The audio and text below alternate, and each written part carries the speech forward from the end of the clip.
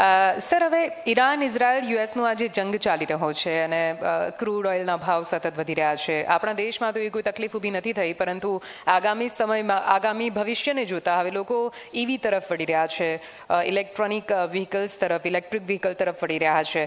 તો આ પરિસ્થિતિમાં ચાર્જિંગ સ્ટેશન પણ એટલા હોવા જરૂરી છે. પેટ્રોલ પંપનું જેવી રીતે પૂરું નેટવર્ક છે એવી રીતે ચાર્જિંગ સ્ટેશનનું નેટવર્ક, લક્ષ્યાંક શું હતો, ક્યાં સુધી આપણે પહોંચ્યા, કેમ કે ભવિષ્ય આપણે ઈવી ઉપર જ જોવું છે. બહુ સરસ નેજીબેન તમારો પ્રશ્ન છે. આમાં ઇલેક્ટ્રિક ઈવી 2 વ્હીલર યુઝ કરતા હોય કેટલા લોકો છે જો બેન? અત્યારે લગભગ સિચ્યુએશન એવી છે કે બધાના ઘરમાં ઈવી એક તો હોય જ છે. હા, એ એમને એમ નથી આવ્યું. એ 5 વર્ષ પહેલાની પોલિસી બનાવેલી હતી. બિલકુલ. અને એના આધારે ધીમે ધીમે એમાં સબસિડી આપી અને ચાર્જિંગ સ્ટેશનના, જો કે 2 વ્હીલરની અંદર તો ચાર્જિંગની જરૂરિયાત હોતી જ નથી, એ ઘરે જ કરી લેતા હોય છે.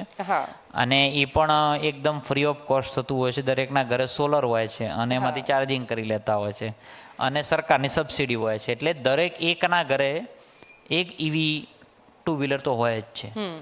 અને એ જ્યારે પોલિસી બનાવી હતી ત્યારે એનો લક્ષ્યાંક જ એ હતો કે ફોસિલ ફ્યુલ, જે આપણી કાર્બન ફૂટપ્રિન્ટ છે, એને ઘટાડવા માટે કરીને આ પ્રોત્સાહન આપવું બહુ જરૂરી હતું. કારણ કે આપણું ક્રૂડ ઓઇલ છે એ મેક્સિમમ ઇમ્પોર્ટ થઈ રહ્યું છે, એટલે આપણો રૂપિયો જઈ રહ્યો છે, આપણે ડોલર આપવા પડે છે, એટલે આપણને આપણો ડોલરની સામે રૂપિયો પણ નબળો પડતો હતો. એટલે આ બધી બાબતની અંદર ફોસિલ ફ્યુલનો ઉપયોગ રિન્યુએબલ એનર્જી તરફ કેવી રીતે કન્વર્ટ કરવું, એ દેશના યશસ્વી વડાપ્રધાનશ્રીના નેતૃત્વમાં અને ભૂપેન્દ્રભાઈના નેતૃત્વમાં આ પોલિસી બની. અને જે 4 વ્હીલર છે એ 4 વ્હીલરની જે ઇન્ફ્રાસ્ટ્રક્ચર છે ચાર્જિંગનું, એ હાલ અત્યારે 2000થી વધારે ઇન્ફ્રાસ્ટ્રક્ચર એનું છે. ને આવનારા સમયમાં મેજર જે સિટી છે એ મેજર સિટીમાં દર 3 કિલોમીટર એક ચાર્જિંગ સ્ટેશન કરવાનું લક્ષ્યાંક પણ છે. દર 3 કિલોમીટરે મેજર સિટીની ચાર્જિંગ સ્ટેશન હશે. એટલે એને સારી રીતે કરી રહ્યા છે કે કોઈ માણસ 4 વ્હીલર છે અને એને ચાર્જિંગ કરવું છે તો હાઈવે ફૂડ મોલ જેમ છે તો ત્યાં જ ચાર્જિંગ કરે, ત્યાં નાસ્તો કરે, ત્યાં બેસે, થોડી ઘડા ગપશપ કરે મિત્રો સાથે, ચાર્જિંગ થઈ ગયું અને રવાના થઈ જાય. બિલકુલ.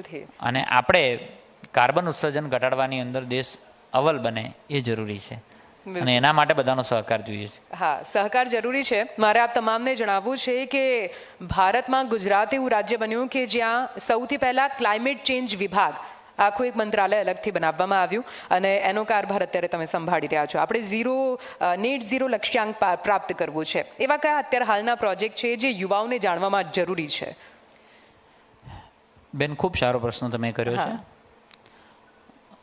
ગુજરાતે ક્લાઇમેટ ડિપાર્ટમેન્ટ પહેલું બનાવ્યું અને હવે અમે ત્યાં સુધી એને લઈ ગયા જનકભાઈ કે ઈચ એન્ડ એવરી ડિસ્ટ્રિક્ટનો કાર્બન ફૂટપ્રિન્ટ તૈયાર કર્યો છે કે કયો સેક્ટર, કયો જિલ્લો કેટલું કાર્બન ઇમર્શન કરે છે તે સુધીનો ડેટા દરેક લોકો માટે ઉપલબ્ધ છે, દરેક પબ્લિક પ્લેટફોર્મ માટે ઉપલબ્ધ છે. એનું નામ છે ગુજરાત ક્લાઇમેટ એક્શન ટ્રેકર.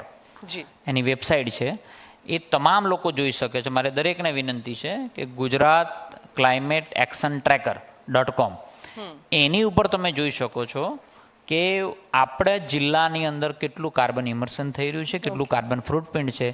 એના આધારે પોલિસી બને છે કે આ રાજ્યને આ જિલ્લાની અંદર આ કરવા જેવું છે, એમાં આ રિન્યુએબલ એનર્જી કરવાની જરૂરિયાત છે, એને ગ્રીન બિલ્ડિંગો કરવાની જરૂરિયાત છે. એ દિશા તરફ અમે આગળ વધી રહ્યા છીએ. બિલકુલથી. અને એમાં યુવાઓનો ખાસો બધો ફાળો મળી શકે છે, એટલે એમનો સંગાથ આપણે ઈચ્છી રહ્યા છીએ. પર્યાવરણ પ્રેમી છે, મને કહેતા આનંદ થાય. જૈન જી સિરીઝ છે એ પર્યાવરણ પ્રેમી છે અને દરેકને બહુ જ ગમે છે. એટલે આમાં સપોર્ટ એમનો જરૂરી એટલા માટે જ હું કહું છું કે આ જ એક એવી પેઢી છે કે જે ગ્રીન ગુજરાત કરવામાં સૌથી મહત્વનું યોગદાન આપશે. બિલકુલથી.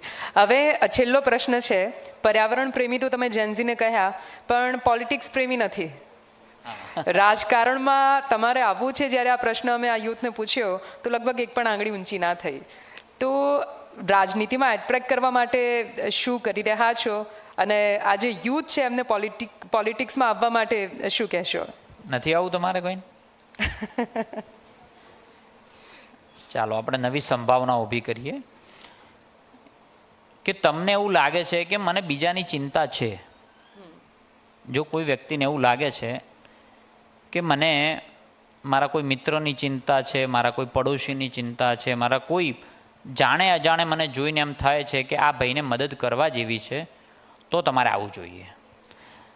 કોઈ કંઈ બનવા માટે નહીં પણ કંઈક કરવા માટે આવવું જોઈએ. બિલકુલ. અને એવા જેમને સંવેદનાઓ છે એ તમામ મિત્રોને હું પોલિટિક્સ નહીં કહું એને, પણ જનસેવા કહીશ એને. જનસેવા કરવા માટે તમારું સ્વાગત છે.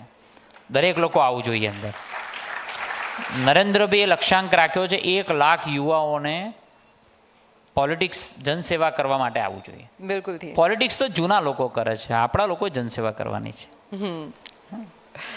એટલે કેટલા લોકોને અહીંયા સંવેદના છે અને કેટલા લોકો જનસેવા કરવા માંગી રહ્યા છે? યસ. હા, યસ, આવવું જોઈએ બેન, બિલકુલ આવવું જોઈએ. યસ, 33% મહિલા નરેન્દ્રભાઈએ જાહેરાત કરી દીધી, 33% woman reservation in politics field. હા ને તો ઇટ્સ વેરી બિગ. અને આ કોઈ નાની વાત નથી એમ, કારણ કે 50% તો મહિલાઓ છે જે રિપ્રેઝેન્ટ કરે છે ભારતને. તો એનું બી રિપ્રેઝેન્ટ તો કોઈ જોશે ને. બિલકુલ.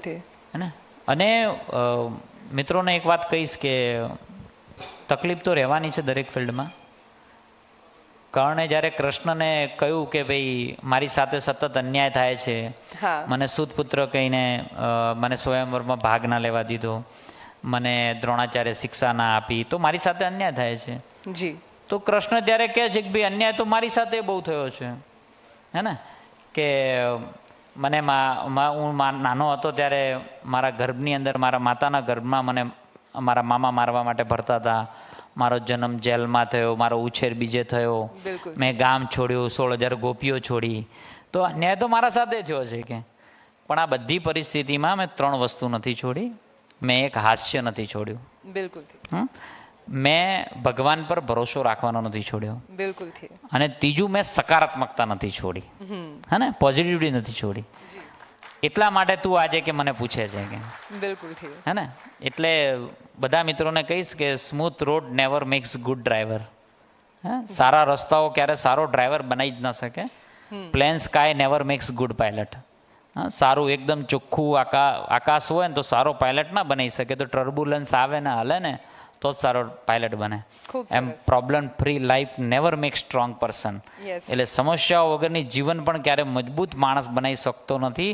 સો ડોન્ટ સે વાય મી, ઓલવેઝ સે ટ્રાય મી. અને આગળ વધવું જોઈએ દરેકે. તાલીઓ થઈ જાય વાત ઉપર, તાલીઓ થઈ જાય વાત ઉપર, કેમ કે સંઘર્ષથી જ મનુષ્ય બને છે, તેનું જીવન બને છે અને ત્યાં જ સફળતા મળતી હોય છે. સર, આપે આપનો કિંમતી સમય આપ્યો અને ખૂબ સરસ રીતે તમારા વિચારો રજૂ કર્યા, તે માટે ખૂબ ખૂબ આભાર.